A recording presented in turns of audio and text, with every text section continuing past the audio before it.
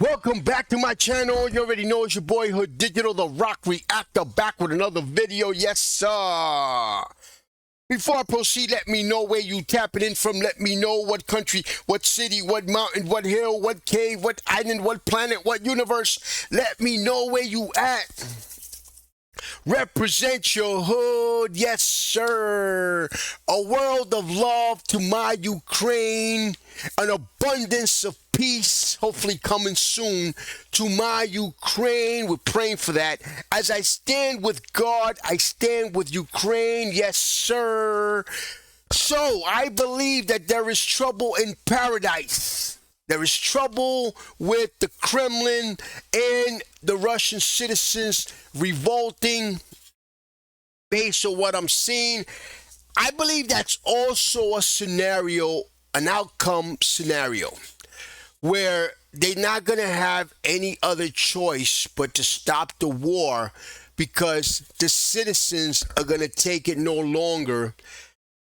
And they're going to have riots, and they're going to have marches, and they're going to have strikes, and all these types of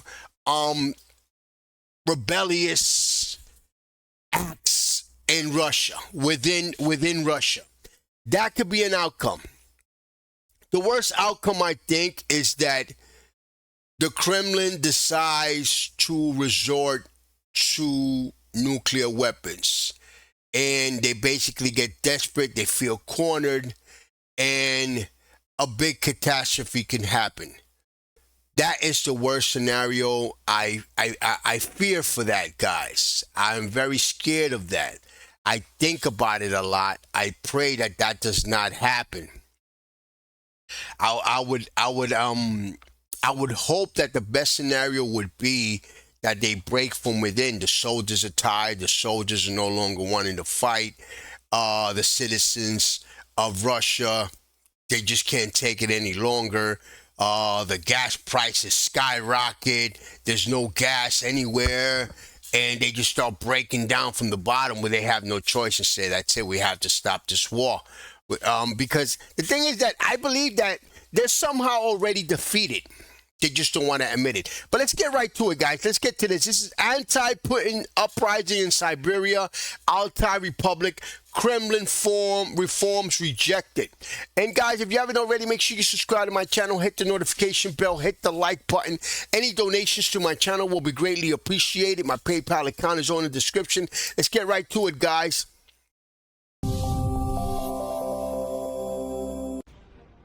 The head of Russia's Republic of Sakha in Yakutia confirmed that the region will not proceed with a controversial Kremlin-backed reform to dismantle the two-tier system of local governance. In terms of ease of administration, a single-tier model is far from more advantageous. However, given our traditions, the established system of territorial administrative divisions, and the remoteness of many settlements from district centers, we have decided to retain a two-tier system. Local media quoted Isen Nikolaev as saying, "Is the question of ending the work of local councils even on the agenda?" President Vladimir Putin asked in apparent surprise at a meeting with parliamentary faction leaders in September. Vladimir Vladimirovich, yes, such a question was indeed on the agenda, and there were several versions of how to move forward with it, replied his domestic policy chief Sergei Kirienko, who then explained the government reform bill that Putin himself had signed into law in March. Whether the Russian president pays any attention to the contents of the bills he signs, or whether the exchange was staged for effect, is anyone's guess. What is certain is that the municipal self-governance reform in question had the long-term backing of the presidential administration's political bloc. And nearly 6 months after taking effect, the law remains widely unpopular among ordinary Russians across the political spectrum.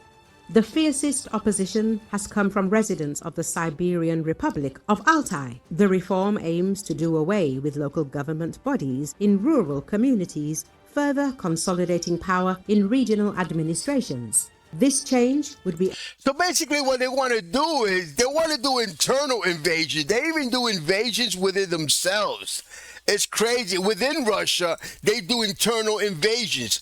Wow, man. It's like Talk about hunger for power. Acutely felt in the predominantly rural regions of the Far East and Siberia, including Altai, where just 221,500 people live on a territory roughly the size of Hungary, and the capital, Gorno-Altaysk, is the only city. For most Altaians who live in villages, the reform leaves even fewer avenues to defend their interests within the political system.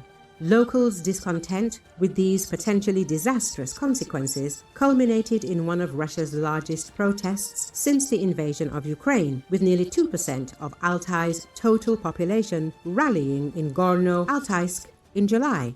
The rally's star speaker was activist and human rights defender Aruna Arna, who encouraged fellow Altaians to keep acting, even after the local parliament approved the reform under the watch of Kremlin-appointed head Andrei Turchak. Arna, 39, led by example, helping to challenge the reform in Altai's highest court, and chronicled the proceedings on her Telegram channel, where her reporting was picked up by major Russian outlets. Arna and other local activists called on Altai's Supreme Court to annul the parliament's vote in favor of the government reform, citing alleged violations during the voting process. The court's ruling on the case was announced as hundreds gathered outside the court building. After activist and lawyer Dmitry Todoshev, a plaintiff in the case, relayed the ruling, the crowd joined in chanting, "Shame on the judge." Arna, in turn, called the ruling a spit in the face of ordinary people in a video message filmed outside the courthouse. The activists also called on people to contest the legitimacy of Turchak, accusing him of violating Altai's constitution by swearing his oath of office only in Russian rather than in both of the republic's official languages, Russian and Southern Altai. Whether the chief reason for the designation was Arna's resolute opposition to the reform, a personal attack on Turchak, or firm support for controversial healer-turned-political figure Svetlana Ladarus remains unclear. Then local police stormed Arna's home and detained her following the raid. The incident prompted an outpour of support for Arna, who was released from custody the next day with restrictions on her movements and activities. Though media reports often single out Arna and the sole leader of the Altai protests, others are keeping up the fight in the meantime. In Shebalino, a village of 5,100 people in northwestern Altai, 13 local deputies have refused to amend the village charter in a way that would allow for the dissolution of their council. Shebalino deputies Utkul Maninov and Yakov Merkatov will hold a public meeting with constituents, a gathering announced soon after authorities in Gorno-Altaysk, 119 kilometers away, banned activists from holding another anti-reform rally. We invite all the patriots worried about our small motherland to meet the deputies. On the agenda will be a discussion of the local self-government reform. Merkatov wrote on VKontakte.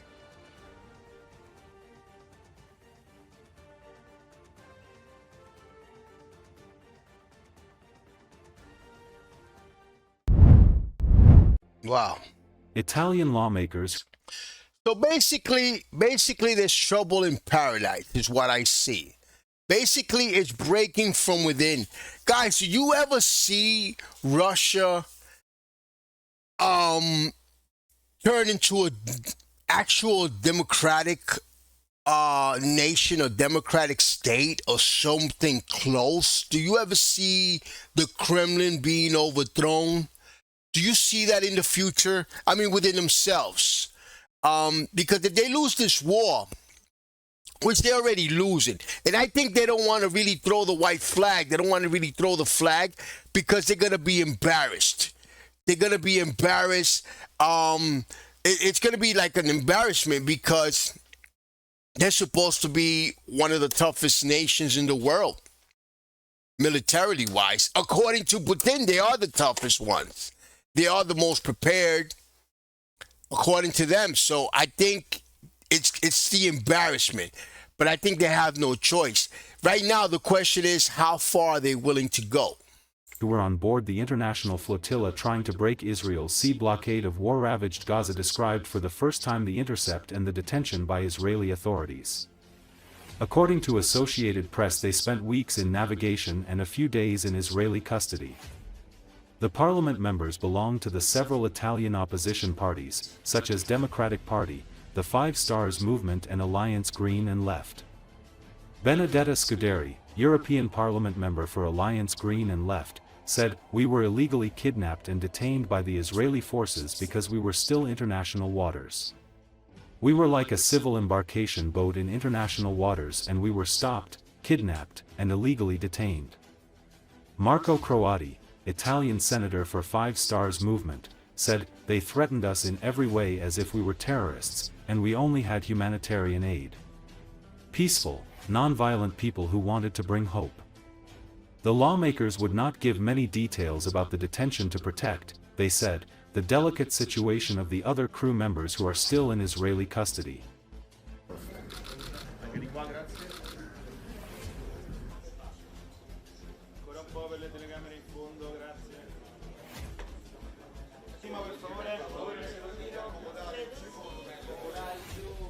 The Italian and European Parliament were taken from this ban with force. So our internet got off together with the security cameras, and we, after 10-15 minutes, we were finally intercepted. So two boats came at our sides. One was a bit bigger, and one was like a little tender. Well, not that little, but was a tender. And the soldiers came on our boat. They were armed. They had big guns, and they were like in a military clothes and everything, and they ordered us to go downstairs in the inside part of the boat. They checked us. They checked the bags on us. They took our phones, and then after that they asked to stay inside. Asked us to stay inside, and they took the control of the boat. We stayed inside for more than 10 hours. We didn't know where we were going. We couldn't ask. We asked. They said they couldn't answer. They didn't want to answer. And after more than 10 hours, we got to the Ashdod port. So basically what happened, we were kidnapped. We were illegally kidnapped and detained by the Israeli forces because we were still international waters. We were like a civil embarkation, international boat in international waters, and we were stopped, kidnapped and illegally detained by the Israeli forces until we got to the Ashdod port, where they checked us, they checked our bags again, they checked us again, they interrogated us, they asked us to sign some papers. Some of us signed the paper to not see a judge, so to leave the country within 72 hours without seeing a judge. Other people instead asked to see a judge, so the procedure is a bit longer. And after that, we were taken to this van, jail van with cells, to go to the detention center.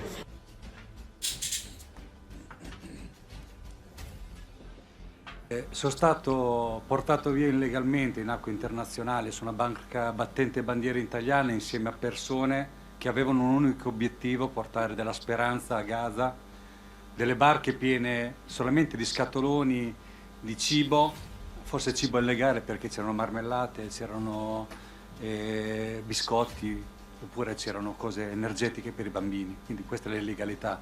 E ci hanno chiamato terroristi, ci hanno minacciato in tutte le maniere come se fossimo dei terroristi, e avevamo solo aiuti umanitari.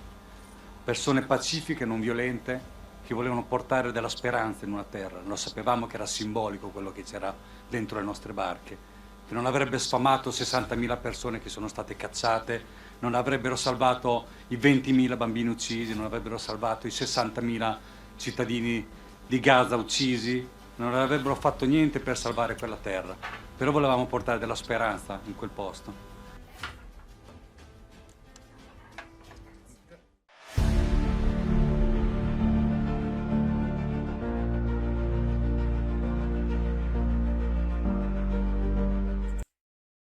Now, guys, I just first would like to say my opinion towards this. I just want to say that Maybe I haven't seen the whole big picture. I don't know exactly what's going on, but based on what I'm seeing here and what I've seen before in another video I reacted to, is that Italian humanitarians went to send food and aid, and this is how the whole world is looking at it. The people that don't know what's going on either, they're seeing this as inhumane and barbaric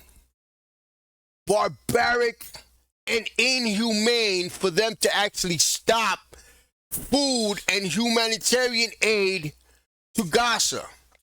Now, what does Israel have to say about it? What is their logic? What is their reasons for doing this?